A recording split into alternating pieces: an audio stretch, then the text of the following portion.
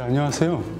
저는 대전 창조경제혁신센터에서 지금 현재 일하고 있는 창업생태계 본부장 서영아라고 합니다. 저는 2000년에 대전에 내려와서 대전 소프트웨어 지원센터, 대전 테크노파크, 대전 정보문화산업진흥원, 대전 창조경제혁신센터 이렇게 쭉 2000년부터 한 22년 동안 일을 해왔는데요. 지금 말씀드린 것처럼 이제 간판은 다 달라요. 하는 일은 거의 그 22년 동안 99.9%가 거의 유사한 일을 해왔습니다. 창업기업부터 중소 중견기업을 지원하는 일을, 그 성장을 지원하는 일을 쭉 해왔습니다. 지금도 하고 있고요.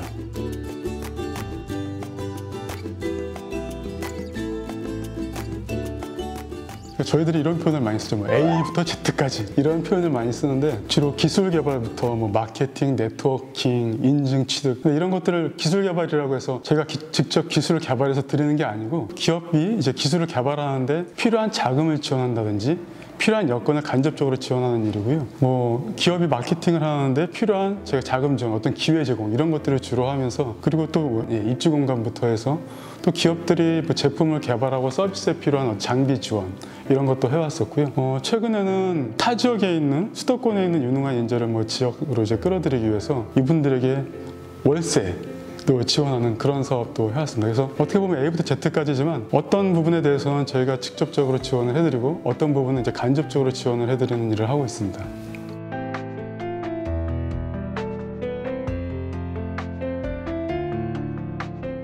우리나라의 창업 환경은 매우 좋습니다. 이렇게 기업들에게 실질적으로 어떤 지원 자금을 마련해서 연간 적게는 몇백만 원, 많게는 몇 억씩 지원하는 나라가 저희 나라밖에 없는 걸로 알고 있고요. 그러다 보니까 창업을 좀 쉽게 하는 경향이 있죠. 사실 지금 말씀드린 대로 이제 우리나라가 이런 현황이 있다, 이런 특징이 있다라고 딱 말하기는 정의 내리기는 쉽지가 않거든요. 이제 개인 서비스업부터 임대업, 부동산, 농업, 임업, 어업, 그리고 첨단 기술을 기반으로 한 과학 기술까지 굉장히 다양한 분야가 이제 창업에서 이루어지고 있고 정확한 수치는 아니지만 월 한 10,000건 정도의 창업이 우리나라에 평균적으로 이루어지고 있습니다. 이거는 지금 말씀드린 모든 분야를 다 말씀드리는 거고요. 근데 그 10,000건의 분야가 특징이 이렇다 라고 단정 지을 수는 없죠. 우스갯소리로 이런 얘기도 있어요. 저희 직원들끼리 쉽게 창업하고 쉽게 망한다.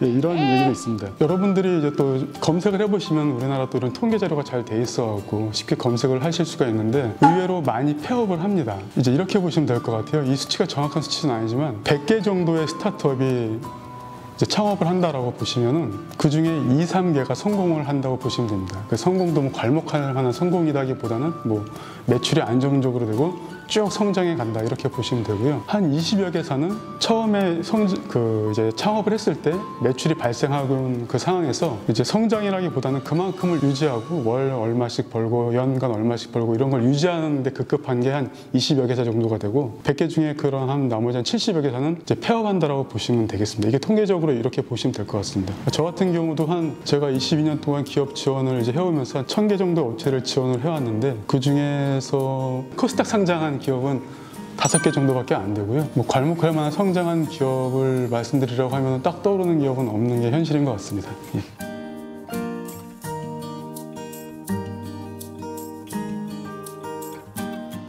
이건 이렇게 말씀드릴게요. 이제 어떤 분들이라기보다 지금 우리나라가 창업 여건이 굉장히 잘 돼 있다고 말씀드렸잖아요.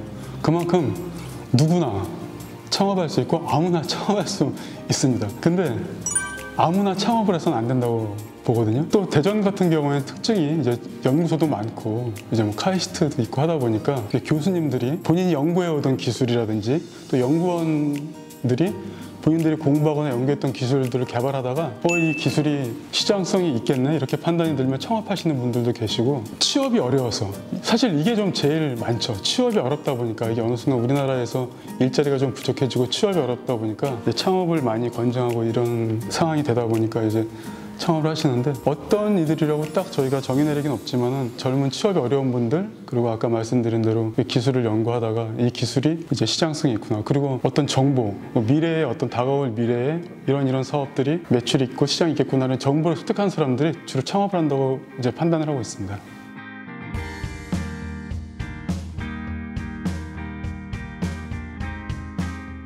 저는 어떤 그 청년 창업이라는 용어가 아까 말씀드린 대로 그 취업하고 연관이 되다 보니까 이 청년이 창업하는 경우가 많은데 정부 정책하고도 좀 많이 연관이 있어요. 또 저희 같은 이제 지원기관은 정부 정책에 따라서 많이 발맞춰서 가는 경향이 있기 때문에 만약에 정부에서 뭐 경력이 단절된 우수한 경력 보유자들 위주로 뭐 창업을 지원하겠다. 때로는 여성 대표자들 많이 양성하겠다. 때로는 뭐 중장년층에 초점을 맞추겠다 하면은 그 이슈에 따라서 저희가 움직이는데 아무래도 지금 어떤 현황상, 통계상 취업이 어려운 청년들이 많이 창업을 하다 보니까 그 청년들 위주의 정책이 펼쳐져 있는 상황이고요. 근데 저는 이제 아무나 이제 창업을 하면 안 된다고 보는데 이 청년 창업에서 특히 조심해야 될 거는 창업은 준비된 사람이 창업을 해야 된다고 봅니다. 뭐 기업가 정신 이런 것과도 연결이 돼 있겠지만은 청년 창업도 뭐 창업을 하고 싶어하는 분들에게 무조건 창업을 하라고 하지 않고 이제 준비를 시키면서 이제 본인이 정말 창업을 할 자질이 있는지를 본인 스스로 깨닫게 하면서 준비된 사람만 창업을 해야 된다고 보기 때문에 청년 창업이 좋다 나쁘다 떠나서 뭐 CEO에 가는 길은 굉장히 그 고난의 길일 수도 있잖아요. 그래서 그 잘 준비시켜서 이 청년이 우선 창업가가 될 수 있도록 해야 된다고 생각을 합니다.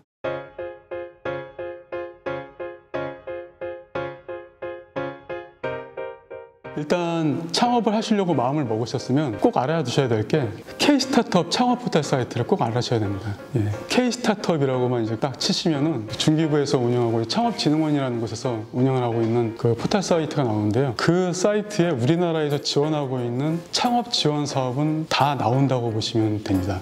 또 안 나올 수도 있는 게 몇 개 있는데 산업자원부라든지 미래부, 중기부 등의 이제 각 지자체별로 홈페이지가 다 있습니다. 그 홈페이지에 가시면 그 메뉴에 사업 공고, 뭐 알림마당 이런 것들이 있는데 그런 걸 또 한번 검색을 해보셔야 되고요. 그리고 우리나라 부처의 어떤 그 홈페이지가 좀 그 틀이 좀 그 메뉴가 유사해요. 그래서 메뉴에 보면 사업 공고, 알림마당이 좀 눈에 띄게 돼 있고 뒷부분에 보면은 유관기관들, 그 중기부 산하에 있는 기관들, 뭐 지자체 산하에 있는 기관들이 쭉 나와 있는데 기관의 홈페이지에 또 들어가셔갖고 마찬가지로 그 기관별로 알림마당, 사업 공고를 꼭 확인을 해보시면 됩니다. 그래서 예를 들면 그 기관들은 뭐 이런 것들이겠죠. 뭐 로봇산업진흥원 딱 보셔도 뭐 로봇 산업을 진흥시키기 위한 기관이겠죠. 그럼 로봇 관련된 지원 사업이 있을 테고, 뭐 소프트웨어 진흥원, 창조경제혁신센터, 뭐 테크노파크도 마찬가지고 이런 데 가보시면 알림마당 사업 공고 이런 걸 참고하시면 되고요. 또 하나 말씀드리고 싶은 게 조달청에서 운영하는 나라장터라는 사이트가 있어요. 그래서 나라장터라고 치시고 검색을 하시면 그 용역을 검색할 수가 있는데 나의 역량이, 우리 회사의 역량이 뭐 홈페이지를 잘 만든다, 아니면 어떤 시스템 소프트웨어를 잘 만든다 하면은 홈페이지 용역 하면 이렇게 많이 뜨거든요. 그러면 이 정부 부처에서 뭐 행안부에서 뭐 어디 뭐 홈페이지를 업데이트하고 싶다, 뭐 아니면 소프트웨어를 이 행정 처리를 하는데, 업무 처리를 하는 데 있어서 필요한 소프트웨어를, 시스템을 구축한다, 이런 용역이 있는데 우리 팀과 우리 회사의 역량으로 봤을 때 이런 일을 할 수 있다, 이런 것들이 있거든요. 뭐 그 용역은 굉장히 다양한데 지금 제가 예만 드린 거고, 그래서 그 용역에 참여하시는 것도 한 가지 방법이 되겠습니다.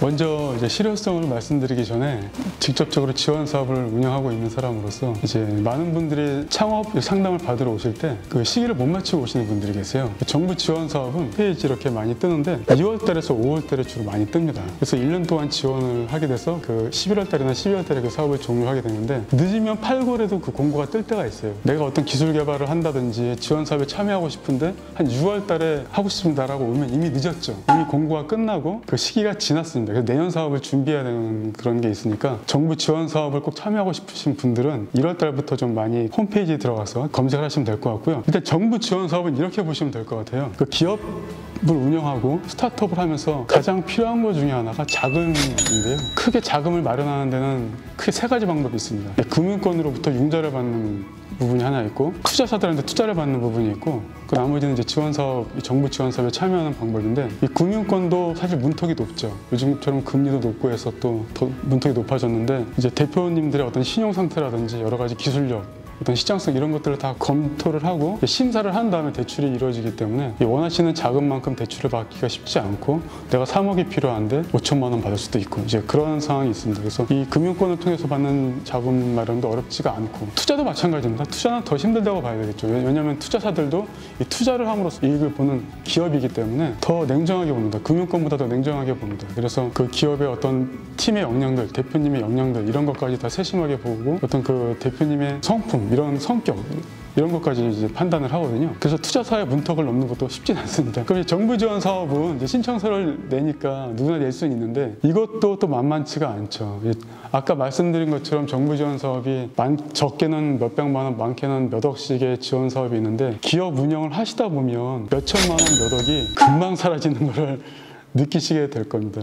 네, 고정적으로 나가는 자금들, 하다못해 인건비, 직원들 인건비만 하더라도 그 직원들 연봉으로만 계산하면 안 되거든요. 직원들 연봉을 내가 4천을 준다 하면은 이 회사에서는 4,500 정도를 준비를 하셔야 될 겁니다. 그 플러스 500은 뭐 여러 가지 복리비라든지 이런 4대 보험이라든지 인력을 관리하기 위한 비용이 별도의 비용이 들고요. 그러면 제가 정부 지원 사업에 참여를 해갖고 뭐 몇백, 몇천을, 몇 억을 지원 받았는데 고정적으로 한 달에 그 직원 5명만 채용을 하더라도 한 달에 2천만 원 가까이 비용이 들 텐데 그 뭐 1억, 2억 받아봤자 큰 어떤 기업의 만병통치약은 아니거든요. 근데 정부 지원 사업은 어떻게 그러면 활용을 해야 되냐? 내가 제품을 하나 개발을 했고 서비스 개발이 이제 불과 얼마 안 남았는데 요게 이제 보니까 어떤 중국 시장, 어떤 뭐 미국 시장 이렇게 진출을 할 수 있다. 그런데 미국 시장에 진출하고 중국 시장에 진출하려면 브로셔라든지 뭐 카탈로그를 만들어야 되는데 알아보니까 한 4천만 원, 뭐 3천만 원 드네. 근데 테크노파크, 우리 창조경제혁신센터에서 해외 진출을 위한 카탈로그 지원 사업을 한 게 있구나. 그럼 그런 걸 참여하시는 거죠. 알아보니까 카탈로그 이런 걸 만드는데 4천만 원이 드는데 여기 3천만 원을 지원을 해준다. 드려야 될 비용 4천만 원을 이 정부 지원 사업 3천만 원으로 세이브할 수 있고 저는 그 3천만 원을 다른 데 투자할 수 있는 거잖아요, 기업 입장에서는. 정부 지원 사업은 이렇게 지금 내가 어떤 상황에서 애로사항, 순간적인 상황에서 이 상황을 어떻게 좀 해결할 수 있을 때 근데 마침 그런 정부 지원 사업이 있다 하면은 그렇게 활용하셔야 됩니다. 정부 지원 사업은 만병통치약이 아니고 그 모든 걸 그 정부 지원 사업을 통해서 해결할 수 있는 게 아닙니다. 그래서 이제 제가 이제 뭐 편한 말로 좀 이제 간지러운 부분을 해소해 준다. 이렇게 보시면 될 것 같고요. 아까 말씀드린 것처럼 저 같은 이렇게 업무를 하는 사람들이 모든 걸 해결해 주는 게 아니라 그럼 이 모든 걸 해결하는 건 대표님들과 그 팀들이 같이 하셔야 되는 거고 그런 걸 해결해 가는 데 있어갖고 서포팅을 해준다고 보시면 됩니다. 근데 또 하나 정부 지원 사업에 하나 또 생각을 하셔야 될 게 예산이 한정이 돼 있겠죠. 지원 예산이 한정이 돼 있고 브로셔라든지 이런 거를 또 카탈로그를 희망하는 기업들은 많이 있겠죠. 그래서 신청을 하면 평가를 합니다. 그래서 이제 평가하는 요소로는 이 스타트업이 과연 어떻게 기술력이 있고 이렇게 지원을 했을 때 바로 성과를 낼 수 있는가, 정말 이 지원을 받음으로써 이 기업에게 도움이 될 수 있는가, 이렇게 함으로써 이 기업이 성장을 해서 뭐 지역사회에 기여할 수 있는가, 뭐 고용 창출을 할 수 있는가, 이런 것들을 좀 다양하게 평가를 합니다. 그래서 그 평가에 선정이 돼야지만 그 지원을 받을 수가 있고 국가 예산을 지원을 받은 거면 또 그 지원 받은 거에 대한 증빙을 철저히 하셔야 됩니다. 그래서 신청을 하실 때 보면은 내가 이 예산을 지금 4천만 원을 지원 받을 건데 예를 들면 이 4천만 원을 이렇게 쓰겠다. 4천만 원 중에 3천만 원은 디자인하는 데 쓸 것이고 뭐 1천만 원은 번역하는 데 쓸 것이고 1천만 원은 인쇄를 하는 데 쓸 것이다. 이렇게 계획을 내게 돼 있거든요. 이런 계획이 타당한가, 예산을 집행하는 계획이 타당한가도 평가 항목이 되겠습니다. 근데 사업을 하다 보면 또 그렇게 안 쓸 수 있거든요. 대표님들은 이렇게 처음에 제출한 예산대로 꼭 써야 된다는 마인드가 있어야 되고 이 예산을 그대로 집행을 하고 내가 이렇게 하겠다라고 한 거를 잘 마무리해야 된다는 그 마인드를 갖고 계셔야 됩니다. 근데 부득이하게 이렇게 도중에 이걸 변경하겠다 하면은 그 담당자하고 상의하고 승인을 받아야 됩니다. 그러니까 이 말은 이 예산이 들어와서 내가 집행을 할 수 있지만 그 집행하는데 경쟁을 해야 되고 또 집행을 하면서도 굉장히 신경을 좀 쓰면서 잘 집행을 하고 저희한테 예산을 그 지원해준 기관에게 성과를 제출해야 된다는 거거든요. 그러니까 이런 거에 대한 그 사전 그 마인드를 잘 갖고 계셔야 될 것 같습니다. 네.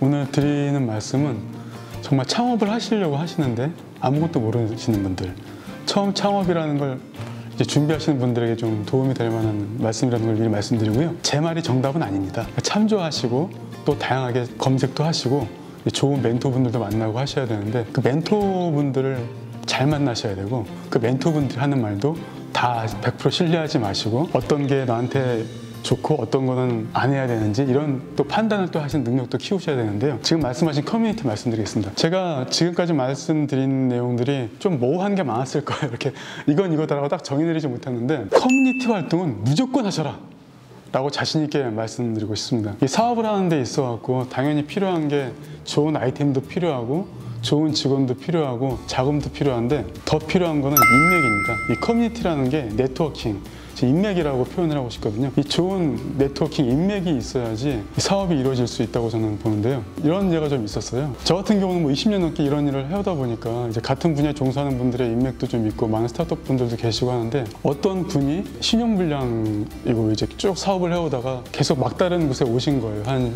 20년 가까이 이제 막 사업을 해오시다가 이제 막다른 곳에 다다르서 신용불량에 어떻게 더 방법이 없었는데, 이제 뭐 급하니까 막 이제 다니신 거죠. 막 저희 같은 센터도 오고 어디 뭐 투자사도 가보고 막 다니셨는데, 다 투자사나 이런 센터에서 이분 상황을 들어보니까 어떻게 해줄 방법이 없는 거예요.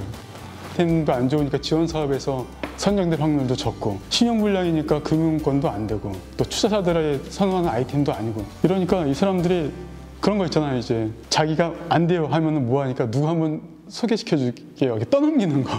그래서 떠넘기고 하다가 저한테 마지막으로 온 분인데요. 그 저한테 소개해 준 분이 이렇게 얘기를 하더라고요. 정말 너무 답답해서. 근데 어떻게라도 서영하 본부장님이 한번 보시면은 좀 방법이 있지 않을까라고 해서 한번 소개시켜 드려볼게요. 해서 그냥 한번 오십시오라고 해서 그분 아이템을 이제 한번 봤더니 이거 가능성이 있네. 저도 막 떠오르는 방법은 없었는데, 마침 그때 한 이틀 정도 있다가 큰 행사가 있었어요. 이제 투자에 종사하시는 분들이 한 70여 명 참여하시고, 뭐 금융권에 있는 분들도 오시고, 여러 스타트업들이 모이는 그 네트워킹에서 큰 행사가 있었는데, 그냥 무조건 오시라고 했어요. 그래서 제가 그분 오시자마자 그냥 막 인사시켜 드렸죠. 인사시켜 드리고 했는데 한 분이 관심을 갖더라고요. 근데 그분을 통해서 이분의 어떤 특허, 이분의 기술이 필요로 한 스타트업이 알게 돼갖고, 그 스타트업은 한참 잘 나가고 있었어요. 그래서 그 스타트업이 이 힘들어 하시는 분의 그 특허를 30억을 주고 제가 살게요. 근데 그 30억의 권리를 제가 무조건 갖고 오는 게 아니라, 권리는 당신이 갖고 계시되 제가 사용할 수 있는 권한을 주시고, 또 이 특허를 갖고 사용함으로써 나오는 이득의 몇 프로도 당신에게 지급해 드리겠습니다. 아주 진짜 좋은 상황이 됐죠. 그래서 이분이 당장 저한테 한 일주일 있다가 통장에 5억이 꽂혔습니다 이러면서 아주 그 정말 막다른 곳까지 오셨다가 기사회생한 그런 사례가 있는데, 이런 것들이 그 인맥과 네트워킹에 참여하셔야 되거든요. 본인이 기술이 좋아, 나는 기술이 좋으니까 당연히 내 기술이 어딘가에서 팔릴 거야, 이거는 안 통합니다. 기술이 좋다고 팔리는 게 아니라 그 기술의 시장이 있어야 되거든요.